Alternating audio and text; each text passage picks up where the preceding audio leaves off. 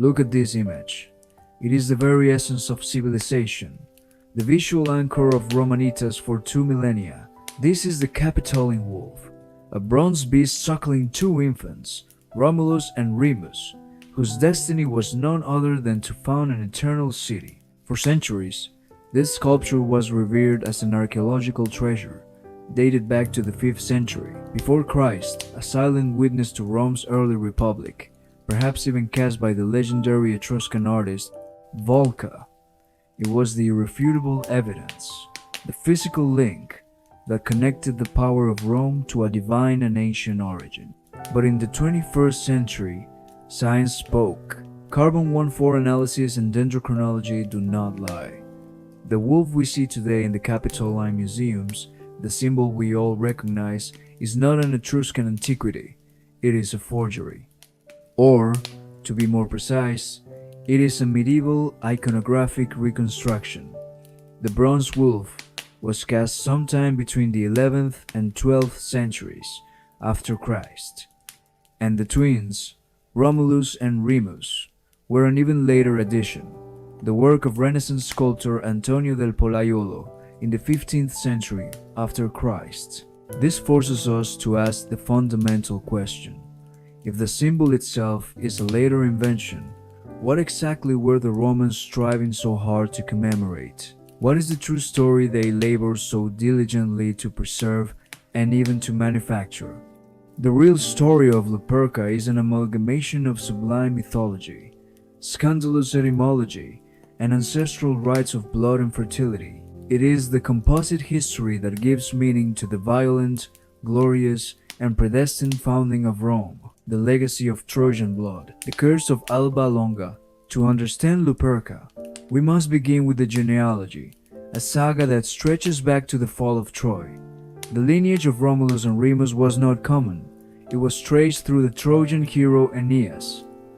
This line culminated in Alba Longa, a city of kings that preceded Rome. The throne of Alba Longa rightfully belonged to Numitor, but as happens in every good foundational tragedy, ambition corrupted blood. Numitor's brother, Amulius, usurped the power and took drastic measures to prevent any future claim. His niece, Rhea Silvia, Numitor's daughter, became his primary threat. Amulius forced her to enter the College of the Vestal Virgins, sentencing her to a vow of perpetual chastity. This ensured, in theory, that Numitor's line would end. But fate, or divine intervention, always finds a way. The birth of predestination. Roman texts claim that Rhea Silvia, despite her oath of purity, conceived. The father was said to be no mortal, but the god of war himself, Mars. This divine parentage immediately endowed the twins with an exceptional nature, linking them from the womb to the violence and military virtues that would define Rome. When Amulius discovered the birth of Romulus and Remus, his panic led to a brutal sentence: death. He not only condemned Rhea Silvia to the ritual punishment reserved for Vestals being buried alive, but ordered the infants to be exposed. The method of execution was an attempt to dilute the guilt. The babes were thrown into the Tiber River, leaving their destiny to the gods and the currents. Here, the story of Rome joins a universal mythological archetype: the exceptional child. Think of the tale of Sargon of Akkad. His mother secretly gave birth to him and placed him in a basket sealed with bitumen, abandoning him to the water. 1,000 years later, the same motif is repeated with Moses, saved in a reed basket from the Nile. These children, the founding figures, are saved by miraculous intervention. This miraculous survival is no accident. It is the mark of predestination. It confers upon them the divine authority necessary to liberate, legislate, and found great nations. Romulus and Remus were the italic version of this predestined hero. The miracle in the Velabrum swamp. Stranding at the Luperca, the currents of the Tiber, under the command of fate, carried the cradle until it ran aground. The location was the Velabrum swamp, strategically situated between the Capitoline and Palatine hills. Right at the foot of the Palatine lay a spot that would become the heart of Rome's sacred history, the Lupercal cave. Abandoned and vulnerable, the twins wept, and it was at that moment that nature, instead of destroying them, intervened to save them. The canonical tradition, recorded by historians like Livy and Plutarch, is clear. A she-wolf, Luperca, came, drawn by the infant's cries. The text affirmed that she offered them her teats so that they might feed. This act is more than a rescue. It is a transfer of power. By being suckled by a she-wolf, Romulus and Remus were vested with a primal, divine connection. The she-wolf was an animal associated with Mars, the god of war and father of the twins, reinforcing the idea that the children were under the military deity's protection from their first breath. This gesture guaranteed their survival and imbued them with the ferocity and strength necessary for their monumental task of founding a city. Luperca became their totemic mother, the rite of passage and human upbringing. The wolf did not stay to raise them to adulthood. Luperca acted only as a temporary nurse until the children were discovered by a human. It was a shepherd named Faustulus who found the twins at the wolf's teats and took them away. At this moment, the story takes a turn toward pre-urban life. Faustulus brought them home, where they were raised by his wife, Acca Larentia. The twins' childhood, described in classical texts, is essential to understanding their subsequent character. Tradition emphasizes that this upbringing, by both the wolf and the pastoral family, conferred an intrinsically wild nature. Livy describes their youth as a true initiation rite. By character unfit to remain in the sheepfold or with the herd, they roamed the forests, hunting, peregrare saltus. This phase of life in the saltus, the forest or wild nature, is a crucial clue linking them to ancient totemic initiation ceremonies, a ritual process where the youth must leave the safety of civilization to assume the qualities of the wolf: ferocity, endurance, and leadership. This origin, halfway between beast and man, sanctified their future authority. The etymological controversy: goddess or prostitute? The dangerous ambiguity of Lupa. But could the story of the she-wolf nursing them be a monumental misunderstanding, a pun that became literalized and transformed into an epic myth? This is the most controversial layer of the Luperca myth, one that introduces a rational or euhemerist explanation based on a simple yet powerful linguistic concept. The key to the controversy lies in the ambivalence of the Latin word lupa. In its most noble and literal sense, lupa is the feminine form of lupus, which means, of course, wolf. It was thus used to name the divine she-wolf, Luperca, who fed the twins. However, in classical and colloquial Latin, lupa carried a pejorative and well-known meaning. It designated a prostitute.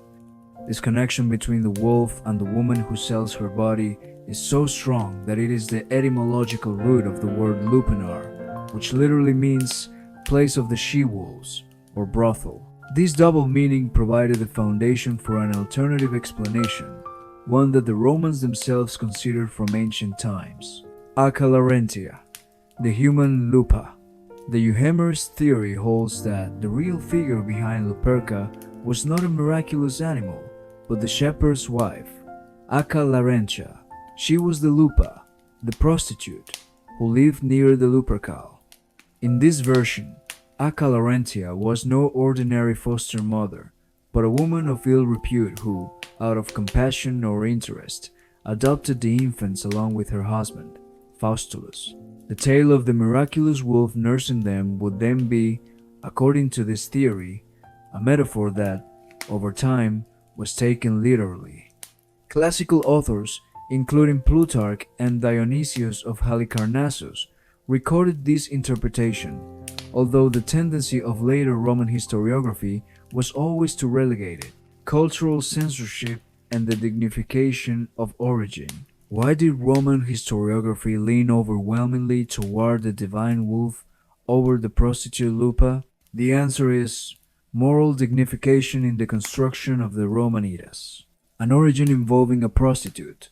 While perhaps reflecting a harsh social reality of pre-urban beginnings, was unacceptable for an imperial power aspiring to rule the world. Adoption by a totemic animal elevated the origin to the sublime.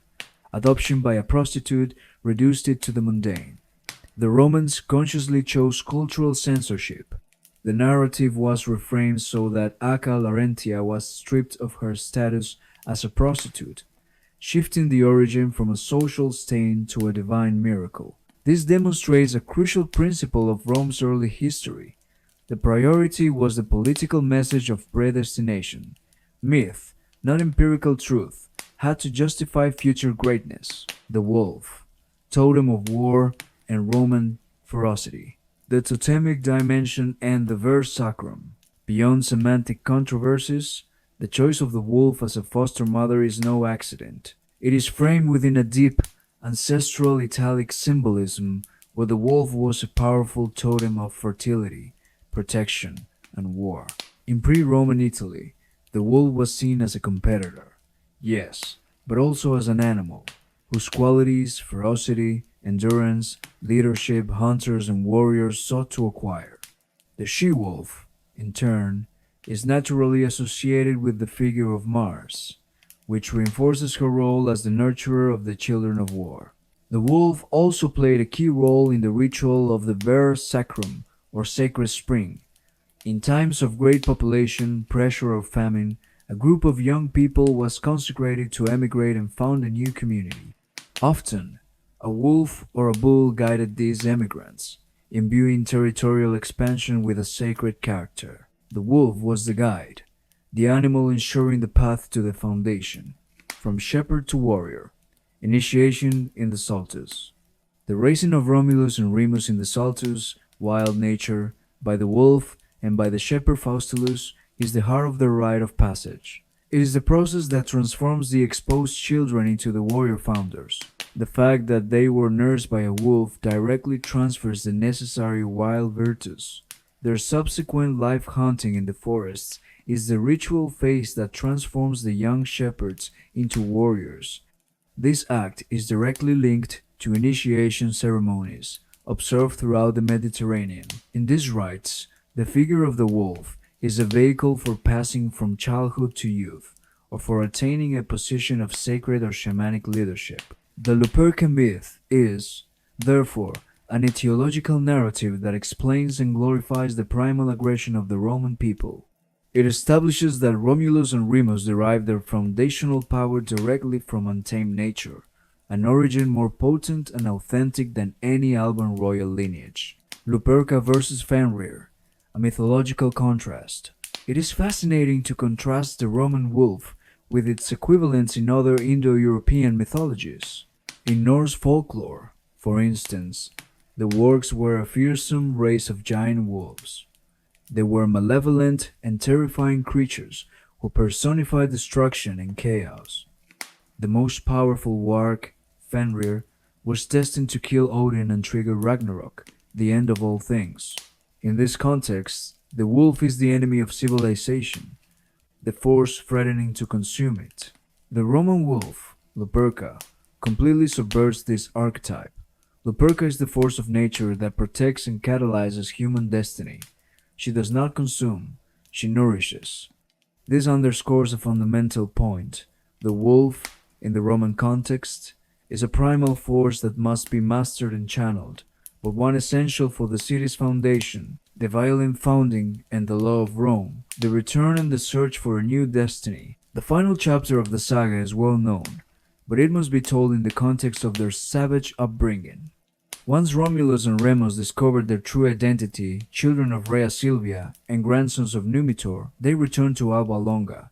They led the necessary revolution to restore their grandfather to the throne, but their hearts and their wild nature would not allow them to stay. They had a greater ambition, to found their own city, on the very spot where they had been saved by the wolf. The day chosen by Roman tradition would be April 21, 753 before Christ. The auspices and the unresolvable conflict. Like every foundational act in the ancient world, choosing the site and name of the city required divine approval through the auspices observing the flight of birds to decipher the god's will. The dispute inevitably arose. Romulus favored the Palatine Hill, the place where the wolf had nursed them and where Faustulus had lived. Remus, for his part, leaned toward the Aventine. The auspices favored Romulus, but the conflict was not geographical. It was about power. Who would be king and lawgiver? Who would give his name to the city? The fratricide, the consecration of violence. The tale of the fratricide is the tragic and necessary climax, for it cemented the city in sacred violence, establishing an unbreakable foundational law.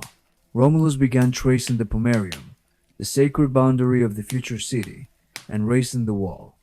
Remus, angered by the divine decision that had relegated him, mocked the weakness of the defenses. He declared, "Any enemy of yours could pass over it without difficulty, just like me." And immediately thereafter he leaped over the wall. The response was immediate and brutal. It was not Romulus, but Celer, one of the overseers of the work, who acted. Celer struck him with a hoe and killed him on the spot. Romulus, facing his twin brother's body, concluded the event with an ominous warning that will resonate for 1,000 years. "So perish anyone in the future who dares to leap over my walls." This act, although it stained the founding with fraternal blood, established the Roman law. The defense of the city and respect for its sacred boundaries were above any blood ties. The wolf, the totem of ferocity, had left its final imprint on the founder. The controversial fate of Romulus. Romulus proceeded to found the city, organize its society, and create the Senate. His code, backed by his divine origin and the strength the wolf had bestowed upon him, was accepted by the Roman people as the direct expression of divine will. But, like his origin, Romulus's end is also dual. The mythical version, the one that sanctifies the origin of power, claims that at 54, Romulus was lifted to the gods during a storm, disappearing in a mist. He was deified and worshipped as the god Quirinus. But the Roman annals, always pragmatic, recorded a more earthly version, that Romulus was, in fact, murdered by the senators, who were tired of him. The existence of these contradictory narratives demonstrates the malleability of the myth. If the founder of Rome could be debated as a god or a victim of politics, it confirms that the story of the wolf and the city's origin were intended to serve rhetorical purposes, not just historical truth. Lupercalia, the cult of the wolf that endured, Faunus Lupercus, and the sacred shrine. For the myth to have a basis in religious reality, it had to be anchored to a cult. The legend of Luperca is inextricably intertwined with the festival of Lupercalia, a pastoral feast believed to predate the city's founding itself. The myth inserts itself directly into the worship of the god Faunus Lupercus. This was the god of shepherds, fertility, and flocks, whose etymology, Lupercus, explicitly invokes the wolf, Lupus. The sacred cave where the wolf supposedly nursed the twins, the Lupercal, was the central site of this cult. The festival of purification and fertility, Lupercalia, was celebrated every year between February 13th and 15th. It was a fundamental festival whose purpose was twofold: the purification of the city and the flocks, to ward off evil spirits, and the invocation of fertility. The festival was so old that it had absorbed even older rituals, such as the Febra, a cleaning rite that even gave the month its name, Februarius. Lupercalia is, therefore, an ancestral rite of cleansing. The rites of blood and milk of the Luperci. The rituals were conducted by half-naked youths called the Luperci. These youths perform a violent and symbolic rite, a reenactment of the animal ferocity that Romulus and Remus embodied. The ritual began at the Lupercal. First, goats and a dog were sacrificed. Then, in a symbolic act of ritual death, the priests smeared the blood of the sacrifices on the foreheads of the Luperci. This blood marked the impurity that needed to be cleansed. Immediately, this blood was wiped away with a wool fleece dipped in milk. The milk, the same pure substance that Luperca offered the twins, symbolized rebirth, purity, and vitality. The most notorious phase came next, the Luperci, often dressed only in the skins of the sacrificed goats, ran in procession around the Palatine Hill. As they ran, they lashed women who approached them with leather strips called febra or amicula unionis. This lashing was an act of purification believed to confer health and ensure fertility. The myth of Luperca, therefore, does not just explain an origin, it explains a ritual. By placing the founder's rescue at the Lupercal and having them nursed with the purity of milk, the myth becomes the etiological narrative that legitimizes the Lupercalia festival, embedding Romulus and Remus in a sacred pre-Roman agrarian and purification cycle. The wolf is the totemic mother of this deep ritual tradition. The search for the Lupercal, archaeology in debate, the imperial obsession with origin. If the bronze wolf is a medieval reconstruction, what about the place where everything happened?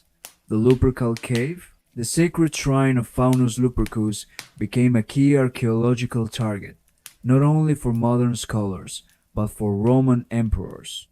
The first emperor, Augustus, attributed the restoration of the Lupercal to himself in his res gestae, consolidating his power by presenting himself as a new Romulus.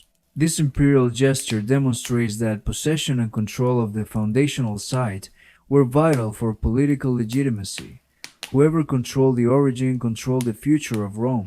The 2007 announcement, a discovery beneath the Palatine. For decades, the Lupercal was a lost legend.